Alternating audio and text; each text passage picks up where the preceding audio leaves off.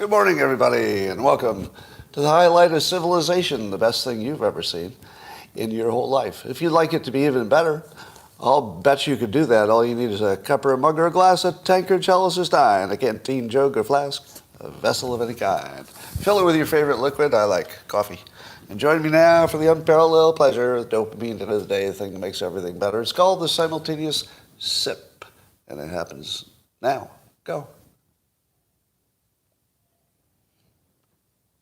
Ah, delightful. All right, well, let's see. We got stories. Turns out New York City and much of the Northeast is under a thick veil of smoke from Canadian forest fires. I'll tell you, Canada is just becoming a trouble country, isn't it? You know, you think they're up there just minding their own business, sipping some Molson, wrestling with the mooses, the mice, whatever they do up there. I don't really know, but it's causing a lot of smoke, and we found the only way to make New York City less hospitable. So the good news is that it's sort of good news, bad situation. So the bad news is it's really hard to breathe in New York City. So if you're going to do calling balls and strikes, you'd say the bad part is they can't breathe, and it's giving them all asthma and headaches. That's the bad part of all that smoke. On the plus side, you can't see the crime coming. I know that's not a lot, because the crime will still come, but you don't see it as quickly, and I think that's an upgrade. Because you'll suffer less because you don't see it coming. It still comes, either way. So I'd get out of New York City as soon as you can. There is, however, a hope for people who stay in New York City.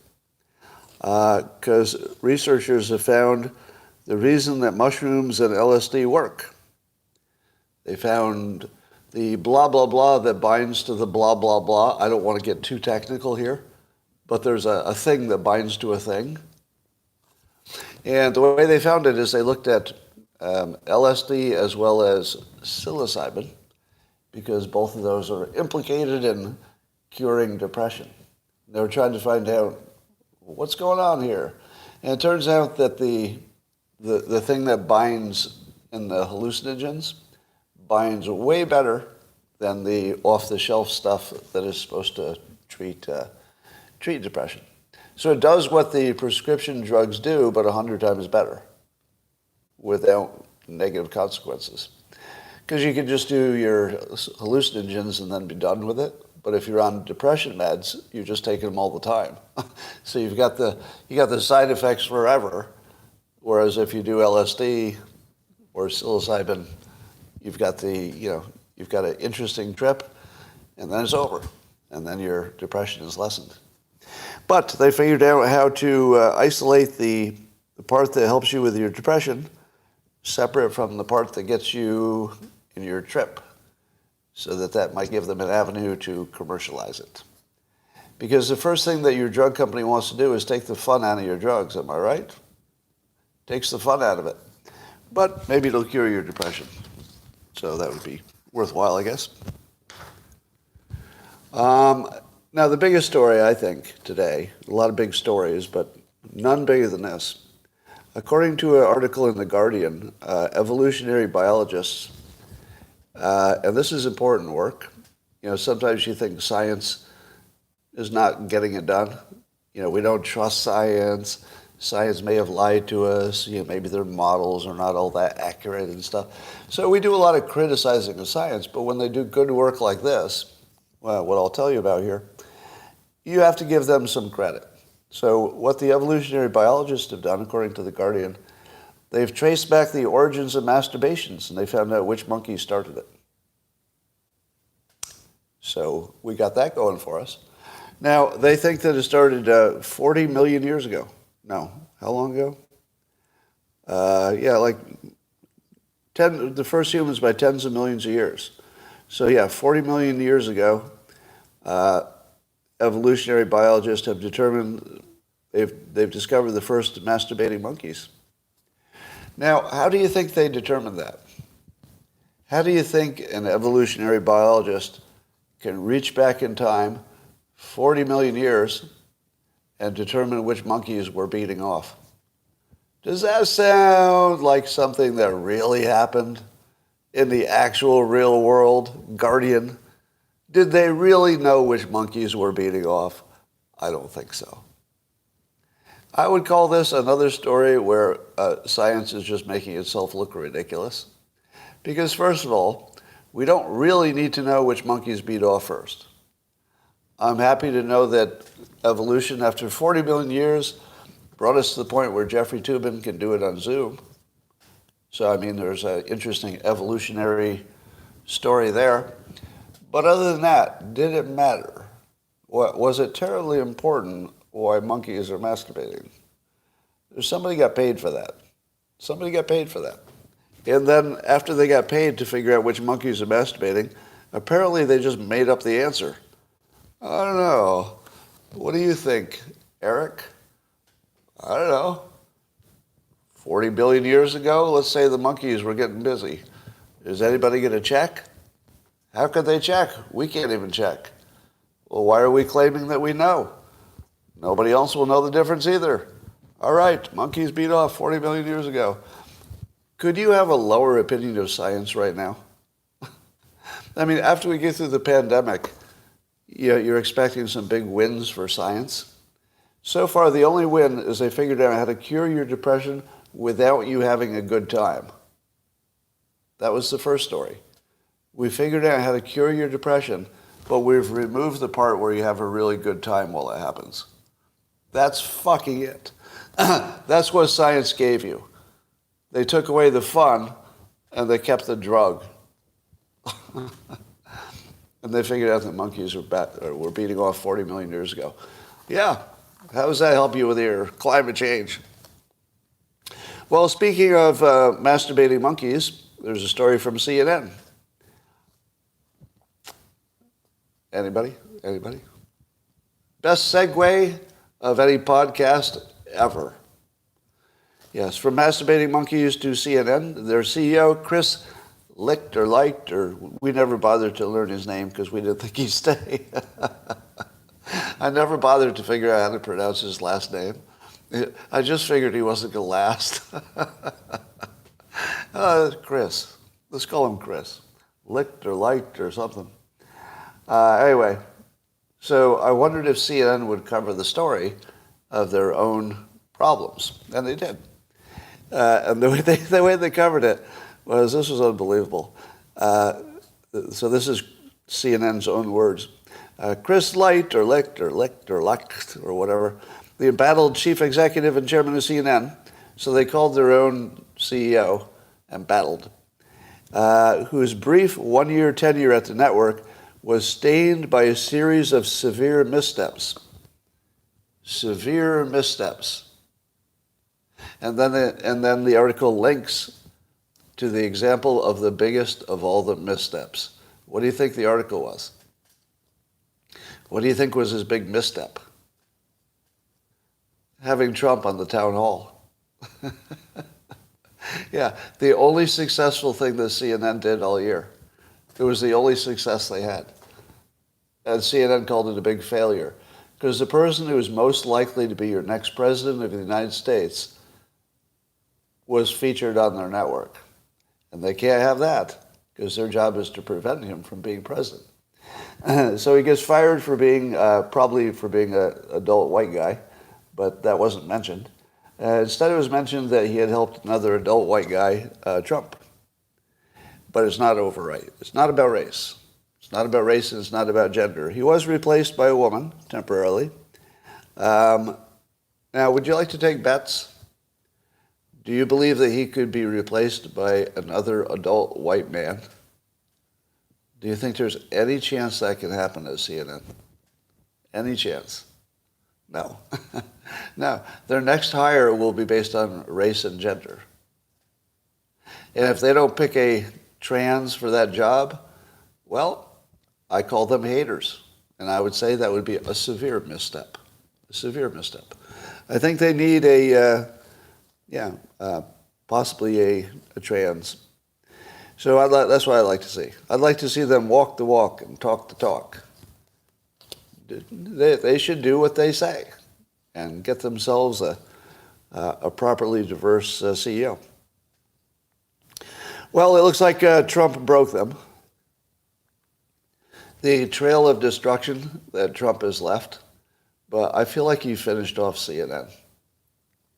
So I wonder if anything else is happening that would be relevant to give us context to this story about the struggling CNN, whose best primetime shows get about 300,000 viewers. About 300,000. How would that compare to other things that we're seeing lately? Let's see, 300,000 viewers. Oh, well, here's a story by, so Robert F. Kennedy Jr. was saying on a podcast with, I think, Jordan Peterson, that he thinks the 2024 election will be decided by podcasts. He thinks it'll be podcasts, not network television. Now, did you hear anybody else say that, make that prediction? Yeah, that's exactly what I said. So, but it's not, I wouldn't say that's 100% of the story. Yeah. I would say the story is you can use the podcasts to get enough traction that then the networks will cover you. Because if you don't get to the networks, the old people will never know you exist. And if the old people don't know you exist, you're not getting elected. So the podcast might give you some life, and they might be able to test you out and get some good quotes and some viral videos and all that stuff, which is great. But you're still going to need to get on TV. And, you know, when it comes out to the final two, they will be on TV. So I guess that takes care of itself when you get to the final two. But if you're running in the primaries, you're trying to make a dent, it's all podcasts. And I would say that's one of the best things that's happened to the country. You know, we like to focus on all the negative. But wow, I would say this year you really see the maturity of the podcasting, network. It's not just that the technology and the audience and everything is maturing. It's that the type of voices you get are completely different. They're completely different. There never was a Joe Rogan. You're not going to see a Jordan Peterson on network news. Same with Ben Shapiro. Same with me. There's a lot of voices that are now interesting and different, and actually making an impact. Speaking of that, you may have heard that Tucker Carlson is back. He's back, but he's on Twitter. So he did his first little video. Maybe you could call it a show. I don't know what he's going to call it, an episode. But it was one monologue, basically, similar to how he used to do on his Fox News. And I wonder how that did. Poor Tucker. He gets kicked off a show that was killing CNN by about 10-1 in viewership. He would have maybe 4 million when CNN would have less than 400,000. So he was about 10 times bigger than CNN. But then he lost his gig on Fox News. So the poor guy, poor Tucker Carlson, has to take his show to Twitter. And let me see an update. How many views did he get on his tiny little 64 million. 64 million. No, 68. I'm sorry. Update. 68 million. Let me say that again. CNN primetime, 300,000 to 400,000 people. Fox News, Tucker Carlson, 10 times that, 4 million.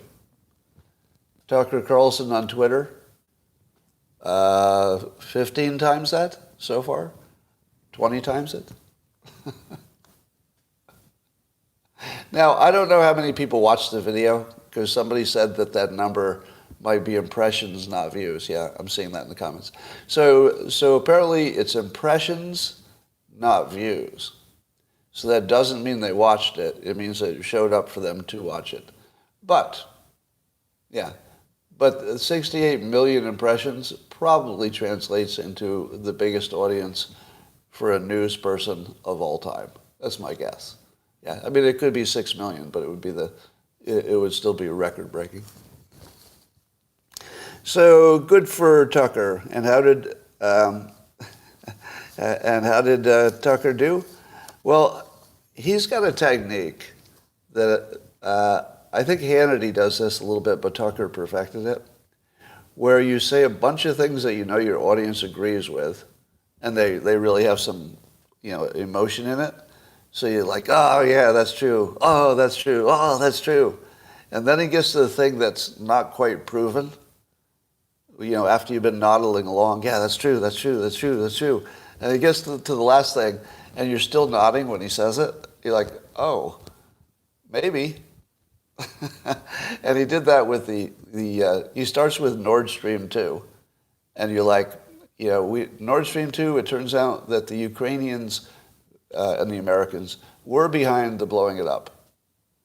And his audience is like, yep, we knew that. I mean, it wasn't official, but we knew that. Absolutely. Nord Stream 2, and Biden lied to the country about it. Said they didn't know anything about it. Yep. And then he goes to the Ukraine dam. And now you're like, and he says the Ukraine dam almost certainly was done by Ukraine because it was in Russian territory.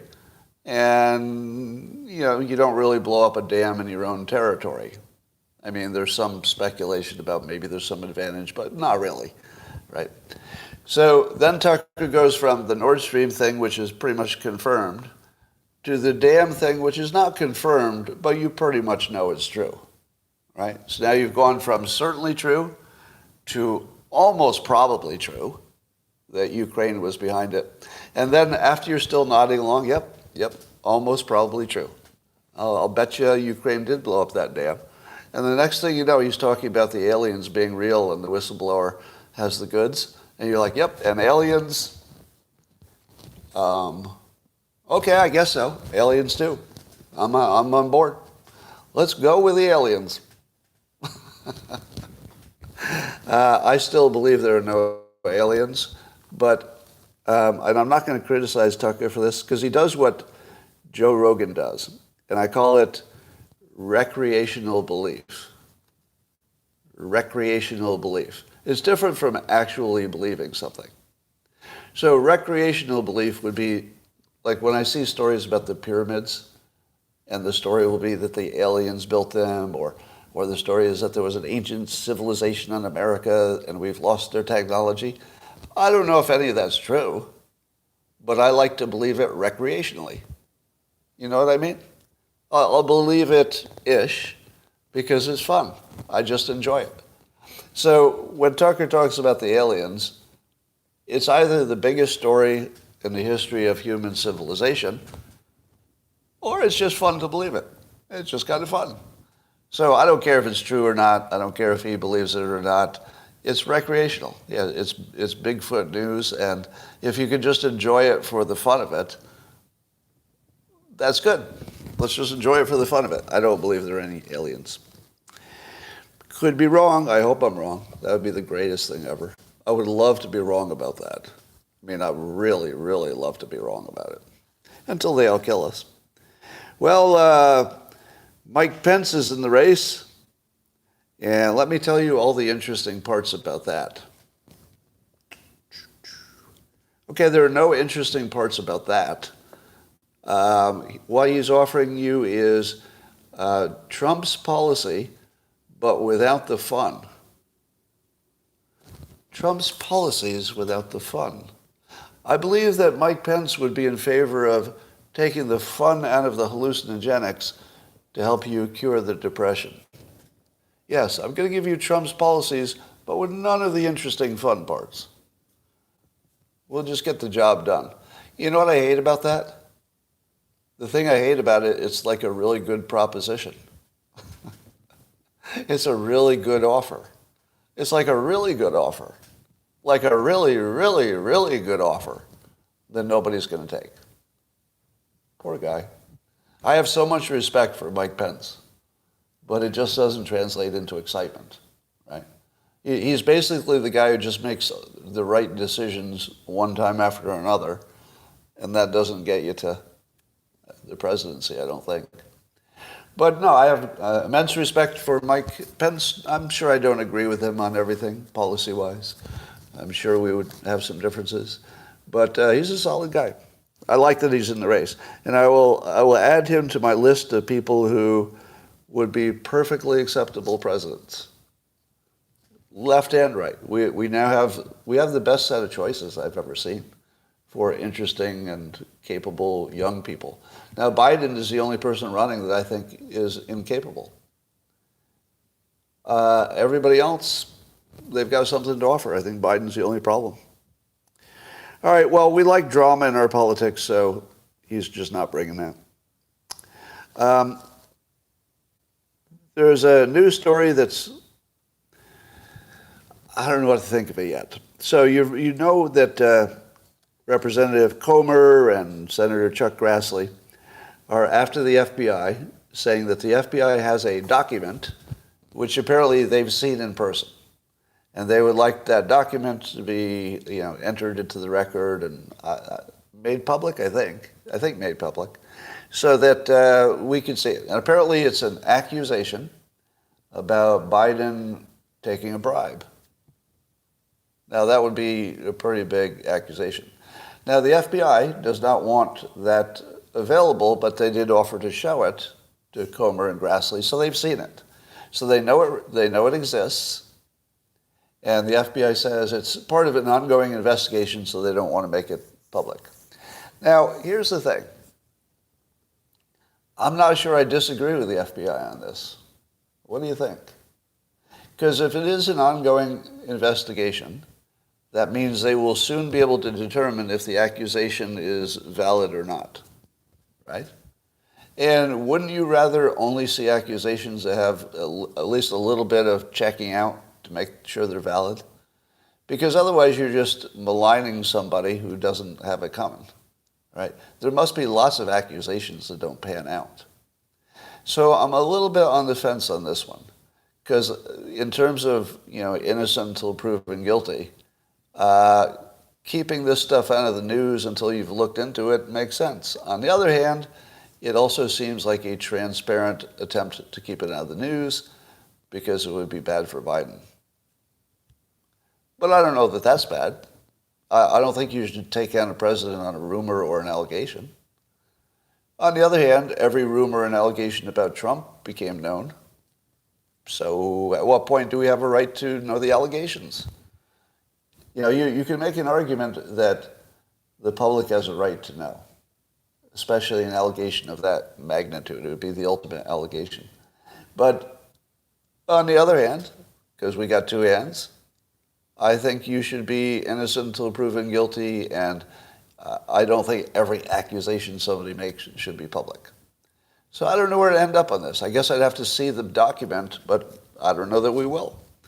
So the government can just keep this from you for whatever reason.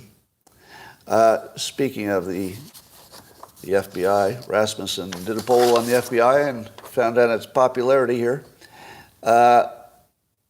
Well, not popularity, but 60% of likely U.S. voters believe it is likely that top officials at the FBI helped cover up wrongdoing by Biden or his family members. 60% of the country thinks the FBI was in on a plot. 60%. Oh my God. So that would include basically every Republican, but a slice of other people too, independents and whatnot. That's insane. Insane, but true. Here's a story that didn't get a lot of attention, but apparently it's true. I saw it on Twitter. That American manufacturing is way up. Did you know that? Talk about like the best news.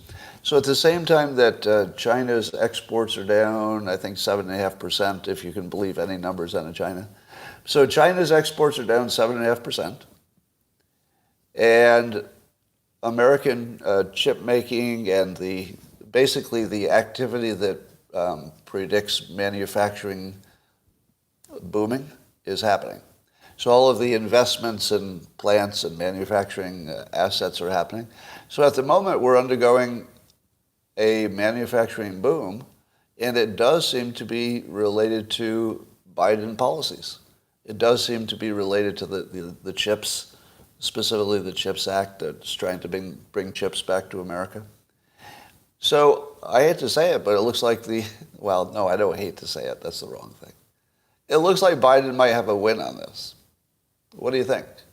Is this a clean win? Because I think Trump would have done it. To me, it looked like a policy that probably just made sense. We had to repatriate some of those industries. No, you're not willing to give him credit for that? Yeah, I don't think it's a clean bill. None of them are. There's always something in it you don't like. But if it gets the job done, you're not going to give him credit? If it actually brings chip manufacturing back onto our shore, you're not going to say that's a clean win? You're going to be tough grading on this, aren't you? All right. By the way, the reason you watch me is that I don't just take one side all the time. That's the point of what I do. It would be useless if I did. All right, so we'll keep an eye on that. Apple's new iOS has some new features, and one of them is it'll block a naughty nude picture that's unsolicited. So if somebody sends you a picture, it'll block it until you choose to see it, I guess. So I'm wondering if this is the end of smartphones. I have this weird theory that 20% of all electronic traffic is dick pics. What happens if Apple gets rid of dick pics? I mean, the total internet traffic is just going to fall through the floor. So you got that. And apparently they've changed it so that the autocorrect will no longer change the F word to the word duck. So the number of times I have typed this ducking thing or that ducking thing, except I didn't say ducking, and it changed it to ducking.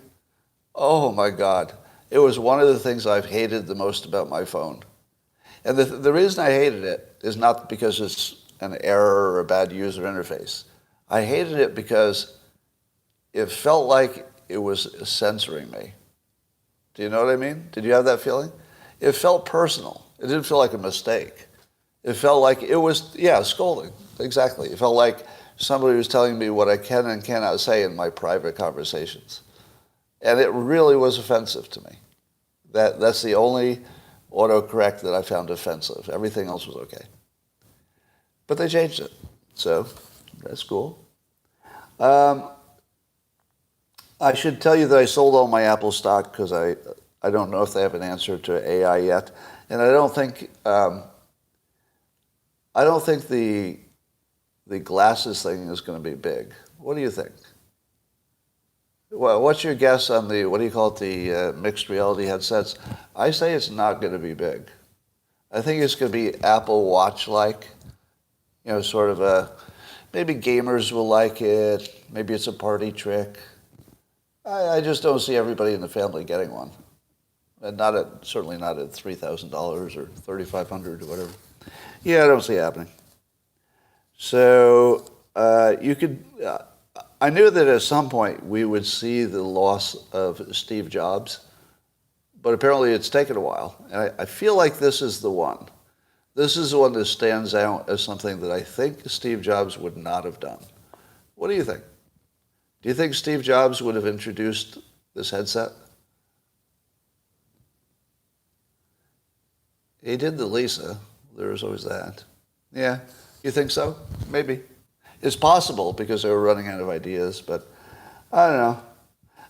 I think if I were Jobs, here's what I would have done. I would have introduced it as a alternative to in-person school. This is what I would have done. I would have introduced it as an education tool and training tool only, and I would have limited it to that. And then every expert in the world would say, "Whoa, that's the best thing anybody ever did for education," right? They would have said it was the best thing that ever happened in education because you could, watch your shows and watch You could homeschool, you could learn training, you could move objects around. But by making it the everything thing that everybody might want, but for a whole bunch of different disparate reasons, I think the marketing just fell apart. Because I don't know why I want one. I want one for miscellaneous and various reasons. I'll tell you what doesn't get me excited. Miscellaneous and various anything. Right? Well, I don't even think it's good for porn.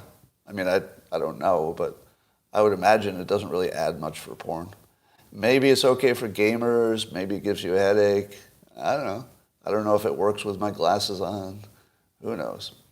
But I think Steve Jobs would have said, we've developed the greatest product ever for homeschooling and for corporate training and everything else. And then build it from there. Then it would look like the biggest hit of all time because he would just own that category, and then it would grow from there. That's the way I would have done it. If I were alive and Steve Jobs. All right. What else is going on? Not a lot. Looks like that was about all that's going on. Is there anything else happening that I've missed? Aliens.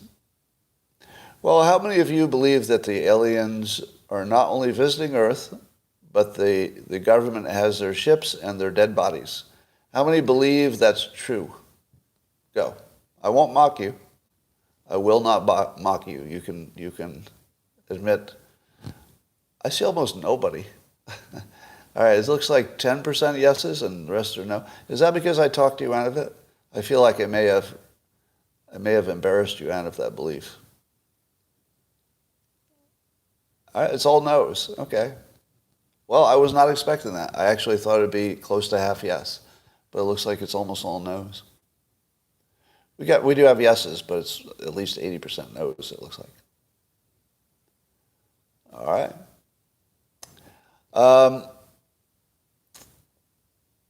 Now, I'm just going to jump around a few things.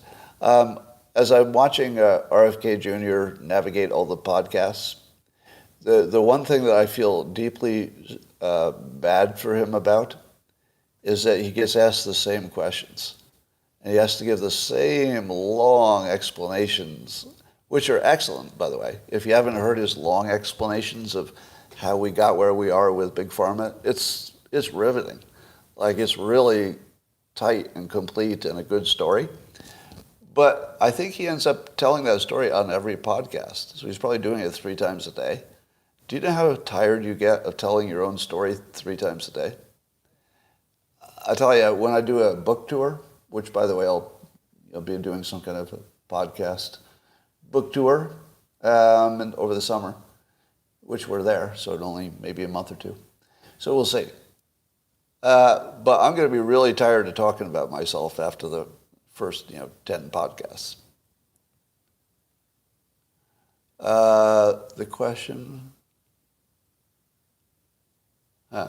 Cornel West entered the presidential race. Is it official?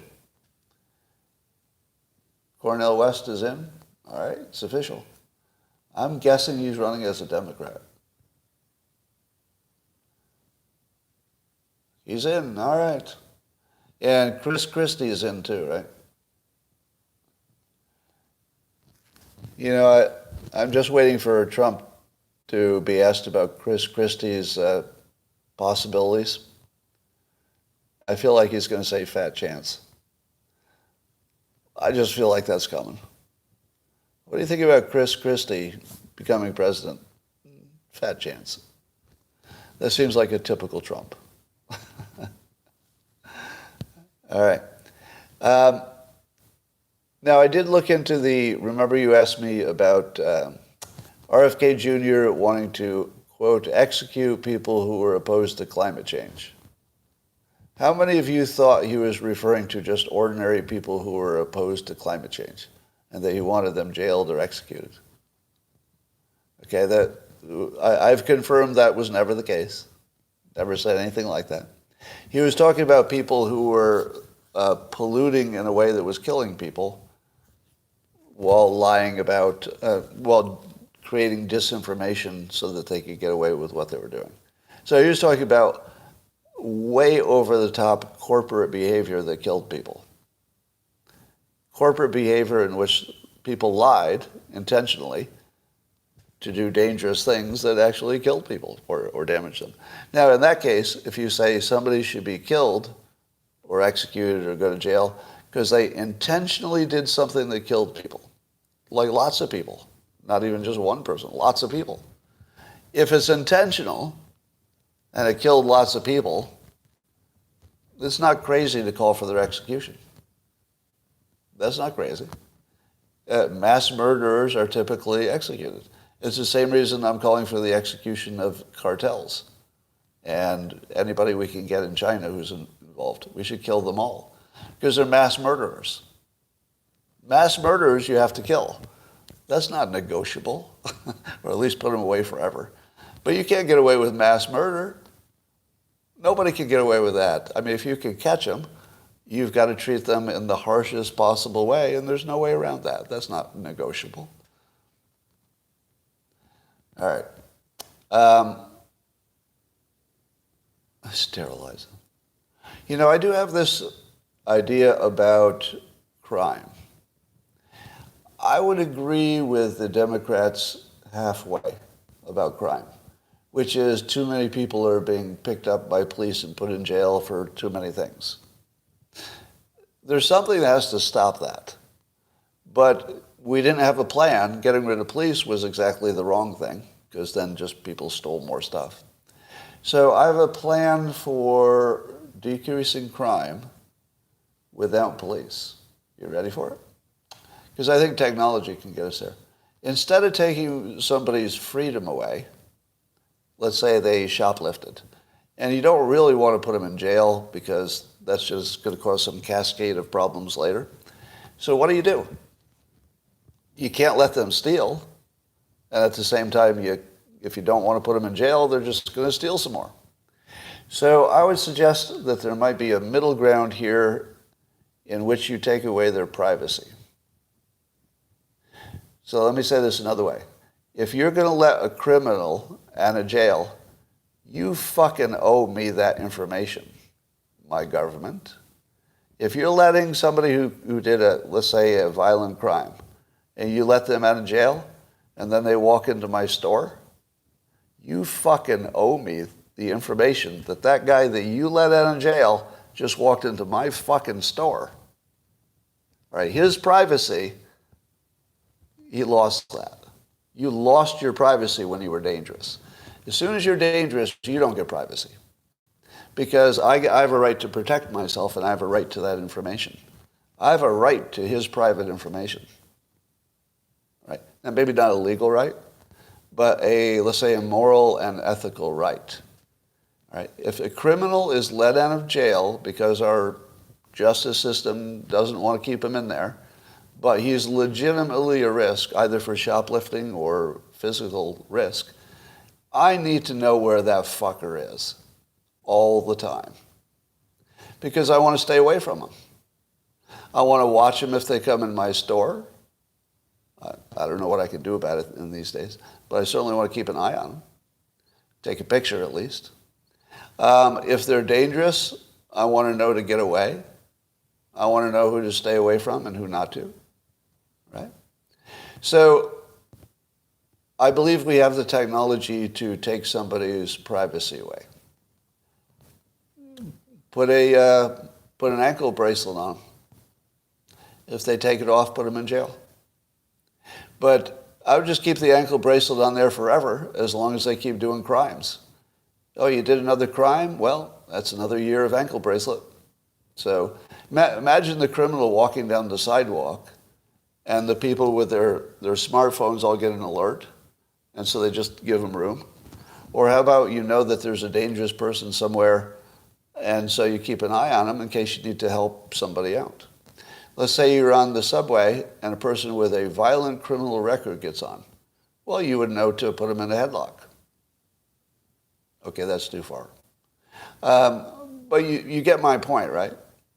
If you're going to let them out, you owe the rest of us that information. Not legally, not constitutionally, but you fucking owe us. Anybody disagree? Does anybody disagree with that? That they owe us that information if they're going to let criminals out of jail? You better tell us. All right. Yeah, and I'm pretty adamant about that. Now, I don't mean necessarily a first offender, right? I don't think a first offender for, let's say, shoplifting or something, I don't think a first offender needs to have a privacy, bracelet on their ankle. But if you're one of these arrested 42 times a year people, yeah, you need a bracelet on your ankle so I can stay the hell away from you. All right. It'll become a fashion accessory. I'm all about that. All right. Yeah, it'd be sort of a scarlet letter, but it would be temporary. I mean, it would have to have some kind of timeout. You couldn't put it on there forever. All right. Make them glow. Tattoos. All right. Yeah, CNN fired Chris Licht. We talked about that already.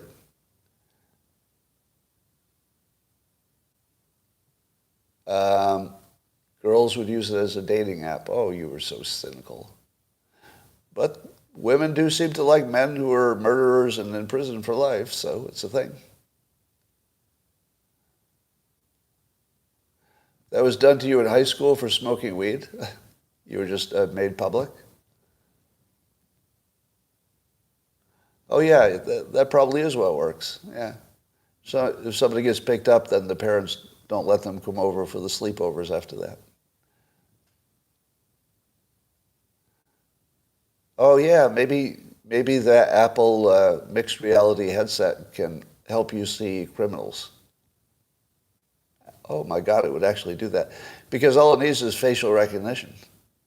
If the criminals are in kind of some system where their faces are known, then the Apple mixed reality could actually light people up in a crowd to tell you who the criminals were. I wonder if it could also tell you who's single. Imagine going to an event, go to a bar or something, and you put it on, and it just uses facial recognition to tell you who's single based on their social media.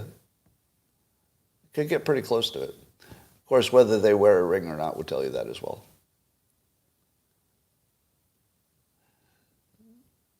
All right. Anything else that's happening? Could show you canceled cartoonists. Yeah, so people could stay away from me.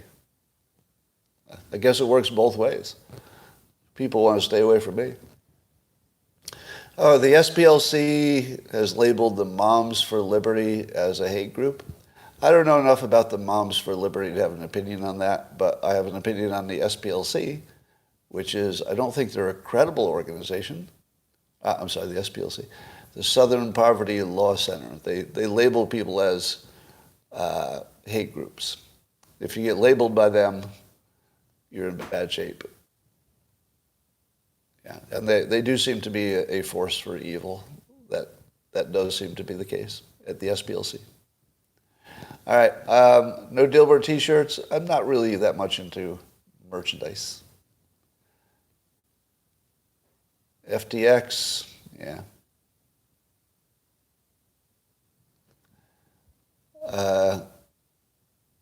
DeSantis, the kidnapping. What about Tate?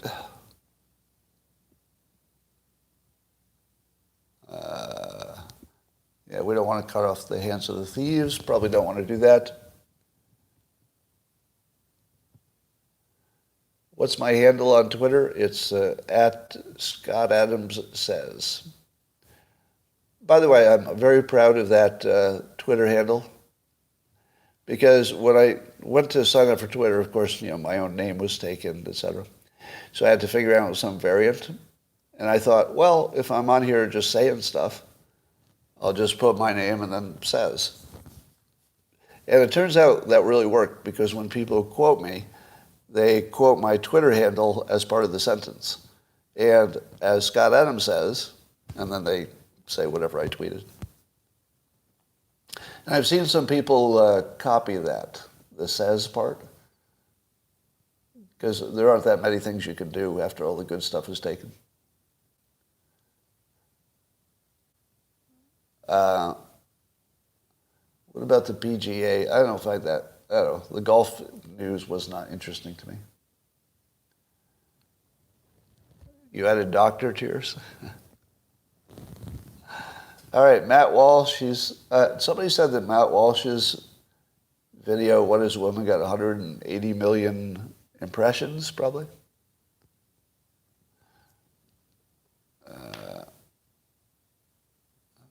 I didn't say that Apple doesn't have AI. I said that they're behind, meaning that their SIRI it feels like something from the 90s, and they have not announced anything that looks interesting to me there yet.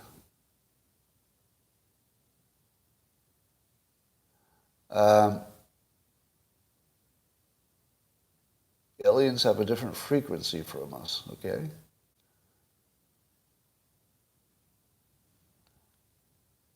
All right. You work with somebody with my name? Oh, I'm sorry. You know, I used to use a Google alert to look for stories about myself in case anything was important. And, of course, there are too many people named Scott Adams, so it kicks up lots of stories about other people. And I always look, I'm hoping that nobody with my name ruined my reputation. Like, I would have hated it if there had been a Scott Adams who became like a serial killer or did some heinous crime. And then it turns out I was the one who ruined it. I ruined the name for all the other people. It turns out having my name is a really bad deal. I think it's hilarious that I'm the one who ruined the name. Disgraced cartoonist. All right.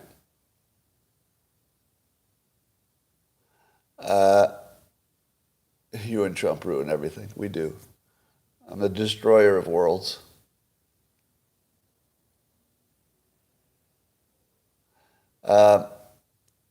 Can't believe you would trust the government with people's privacy.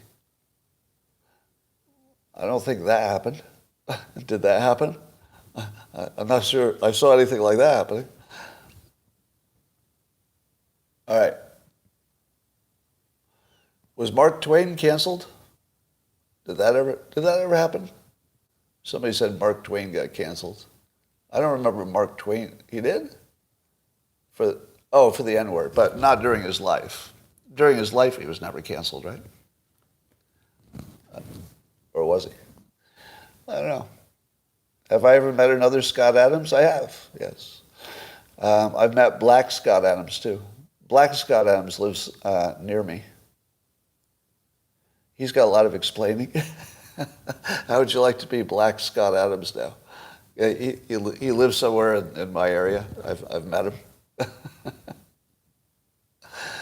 I feel so bad for him.